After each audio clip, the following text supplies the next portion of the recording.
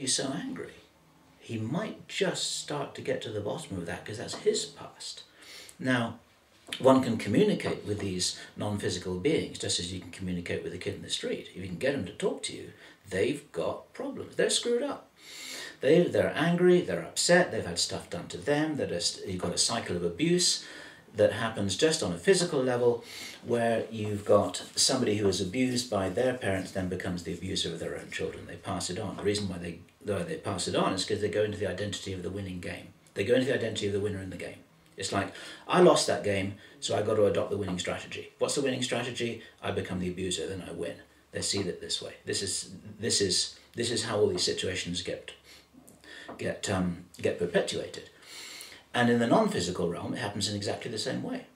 You have to communicate with these beings telepathically. There are ways to do it. You can use biofeedback machines, or you can do it in meditation. You can handle these guys. And I know people who are doing a lot of work with this. And what's really important is that every significant presenter of information in the realm which you and we are operating in, many other, we're working as a huge team, Project Camelot, David Icke, our friends David Wilcock, Alex Collier, George Green, a whole bunch of people, including people I don't even know. They all have a profound spiritual orientation, every single one of them. Now, we met Patrick Jarrell. The reason why he's wrong is because he doesn't have a spiritual orientation. He's a scientist. He's trying to figure it out using mathematics. He will never do that. It doesn't work that way. Bill Deagle, we spoke to Bill Deagle for an hour and a half last night. He's a profoundly spiritual person. Kerry is a profoundly spiritual person. We spoke about Bob Dean, our great friend. He's a wonderful, wonderful man. Everyone we speak to, and almost all of the unifying thread of all the people who we talk to, they're profoundly spiritual people. You spoke with David Icke. He starts off his 7-hour presentation by talking about how we are all universal consciousness and infinite love. What kind of a spiritual message is that? We need to hear more of that. And so everyone who is really working hard as educators to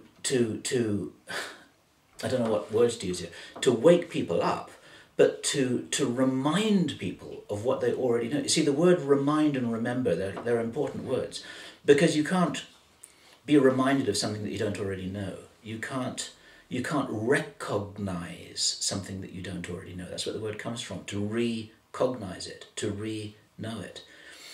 This is why when people read books like Ruth's book, or like many other books, some people have different reference points, like the Law of One.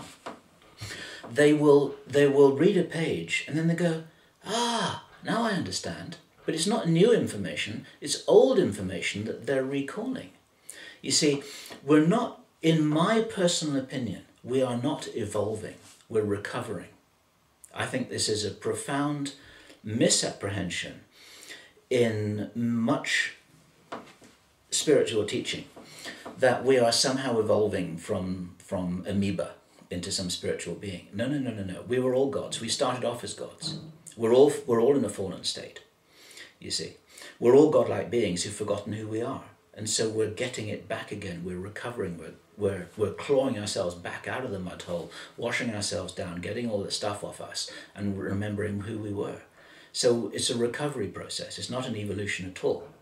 An evolution is to discredit who we really were, because we started as gods, you see. There's a fundamental orientation that is missing, in my opinion. Everyone has their own touchstone, their own seed crystal, which is going to start that process of reawakening themselves. There's no right answer. Your right answer might be an inappropriate answer, or not such a workable answer for somebody else. And one of the important things about, you see, we all have to find our own answers. And once again, referencing what David Icke was saying a couple of days ago, this is why I will never want to work against someone else's intuition. If your intuition is pulling you to read the Law of One, and if you're getting good value from that, I'm saying whatever you're doing that's working, you keep on doing it. If someone else says to me, well, I picked up the Law of One and I couldn't understand a word of it. I said, okay, it's not the right book. Go find something else. You know, and that's a variant of something else that I wanted to say, because a lot of people write to us or come up to me and talk to me saying, what should I do? Where should I go? What's a safe place to be? What action should I take? And you have to be a mirror and reflect it back. You have to say, what you are here to do is probably different, or maybe different from what I'm here to do. Don't try and copy me. Be yourself. And the reason why you need to find out more about who you are, rediscover your strength, look at your past, meditate, do whatever processes or techniques are appropriate for you to remember, why are you here? Because you're here to do a job. And this is what you refer to as, in the Law of One, as being a wanderer. There are many, many terms for this. Dolores Cannon did a wonderful coast-to-coast show about 3 or 4 weeks ago when she referred to these people as volunteers. That's a very simple word. We're volunteers from all over the universe, different dimensions, different planets, maybe different cultures even on planet Earth. It's like, okay, I'm going to try and help this movement here because these guys need help. And some people say, well, where should I go? Should I go to Australia? Should I go to Canada? What's a safe place to be? Should I go to Peru? Should I go to, you know, and it's like, well, where I should go might be different from where you should go. Because maybe one of the reasons why you should go there is because you've got to meet someone or you've got to do a job. You don't know what your life plan is. And everyone's got a life plan. You think you came here without a plan? You've got a plan. Everyone's got a plan. Everyone watching this video has got a plan. It's smart to know what your plan is. If you don't know what your plan is, it's only because you haven't remembered it. And a way to figure out what your plan is it's not really a question saying, oh, I remember. You will recognize it when it comes to you. And one of the indicators of what your plan is because it gives you energy. You start thinking about it and it's like, wow, I really want to do this. It gives you energy to think about it.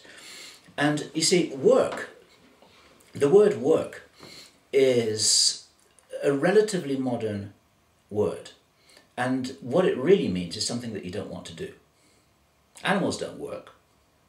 Animals just exist. In the Marquesas Islands, which is a group of French islands in the South Pacific, in their language there's no word for work. They catch a fish, they light a fire, they build a hut, they shelter from the rain, they go hunting, they sing a song. They don't work. Why are we working? We're working because someone has got an idea of how we should structure this. We don't work, we live. And for me, I'm at my happiest often. I'm not even going to use the word work in this sentence. I'm at my happiest when I'm at my most active. And the definition of happiness, which I use for myself, is not like, now I'm on a cloud and I'm happy and I'm sitting with a, metaphorical